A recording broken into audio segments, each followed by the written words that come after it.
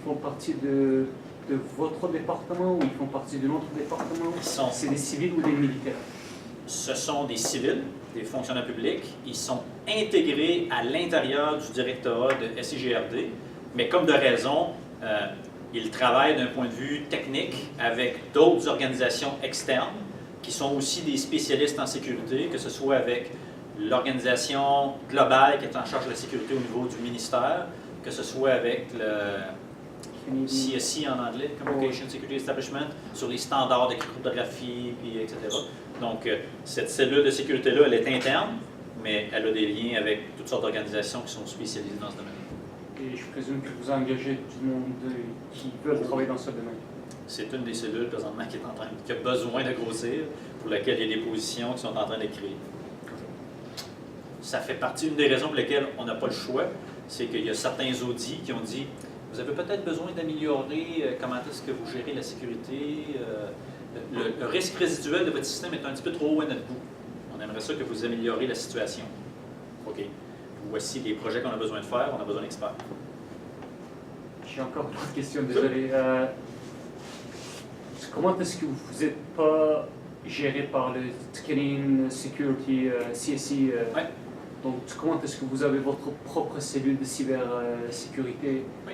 C'est quoi la logique? Parce que je pensais que c'était... Oui. CSI, c'est une entité gouvernementale qui est là pour déterminer quels sont les standards. Qu'est-ce qu'il va être acceptable à l'intérieur du gouvernement du Canada d'accepter? Quels sont les standards qui se doivent d'être respectés? Ça, c'est la job de CSI. La cellule qui est à l'interne, sa job, c'est de savoir, c'est ça le standard que CSI demande. Maintenant, comment est-ce que je fais pour mettre une solution en place qui va respecter au minimum ce standard-là et potentiellement en mettre un petit peu plus parce qu'on a des besoins particuliers? Parce qu'on sait pertinemment qu'il y a un audit qui va dire ouvrez le kimono, là, montrez-moi comment est-ce que vous avez établi votre sécurité pour que je puisse confirmer que vous respectez les standards de CSI et que vous avez aussi fait toutes les choses d'amélioration que je vous ai demandé de faire. J'ai encore une dernière question, désolé. Donc, pour ceux qui veulent travailler du côté cyber, est-ce que vous engagez du monde du côté de la maîtrise ou seulement, disons, le bac en informatique? C'est quoi le niveau d'application que vous acceptez? À tous les niveaux. Entrer, un étudiant qui n'a pas terminé son bac en quelque chose qui ressemble à la sécurité, il y a une possibilité de rentrer dans l'organisation dans un poste d'entrée. Quelqu'un qui a déjà une maîtrise en sécurité, c'est probablement quelqu'un qui va rentrer au niveau CS3, CS4. Il y en a à tous les niveaux. J'aurais tendance à dire, ne vous arrêtez pas, ouais, peut-être que je suis surqualifié, ils n'ont peut-être pas de position pour moi, ou je suis sous-qualifié. N'hésitez pas. Rentrez votre CV, vous allez être probablement surpris de la réponse. Puis, juste pour que ce soit clair, je vais demeurer au niveau sans classification, mais maintenant que vous avez une meilleure idée de tout ce qui existe dans le système, vous comprenez qu'il y a des entités externes qui ont donc soudainement de l'intérêt à ce système-là. Oh, toutes les données sont là. Fait que si je réussirais à aller mettre mon doigt dedans, je serais capable d'avoir accès à toutes sortes d'informations que je trouverais intéressantes. Ça existe, ça. C'est une des raisons pour lesquelles il y a une emphase assez appréciable sur la sécurité. Merci. Tu m'aimerais? OK. Merci beaucoup.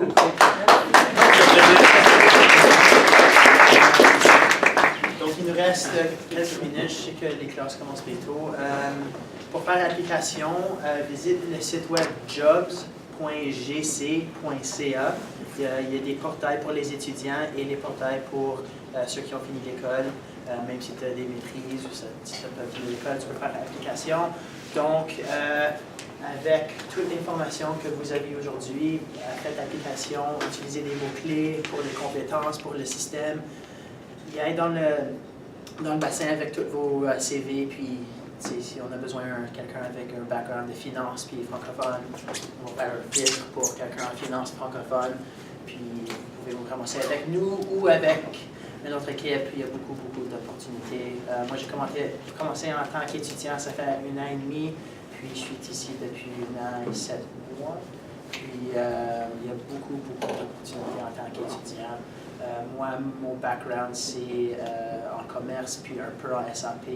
Donc, je suis pas vraiment expert dans le côté informatique, mais j'apprends beaucoup, puis je suis plus dans le côté fonctionnel. Donc, il y a beaucoup d'opportunités, puis d'autres paths différents pour tout le monde. Donc, merci beaucoup. Oh, ouais, excusez. Je voulais demander s'il y a un service militaire à la base. C'est pour qui, non? Non. Moi, j'étais un étudiant. Moi, j'ai fait l'application en temps civil. On va faire un job co-op, puis la transition était parfaite. Puis, ouais.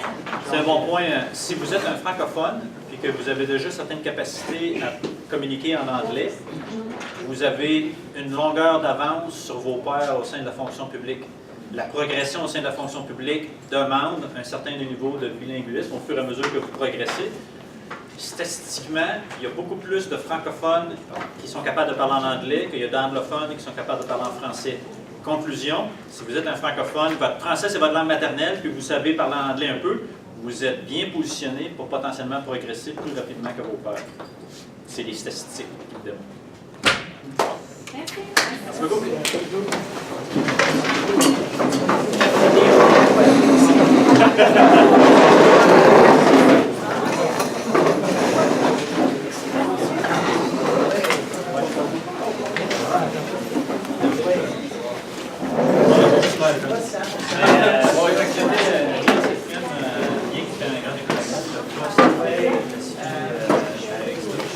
J'avais des industries qui travaillaient pour moi, et si jamais je pars un jour, ça vaut la peine de postuler. Parce que une opportunité dans d'autres domaines qui ont besoin de quelqu'un. Comme chez les gens. ça bouge, j'ai du plaisir, mais je ne suis pas dans le bureau de l'IFAD.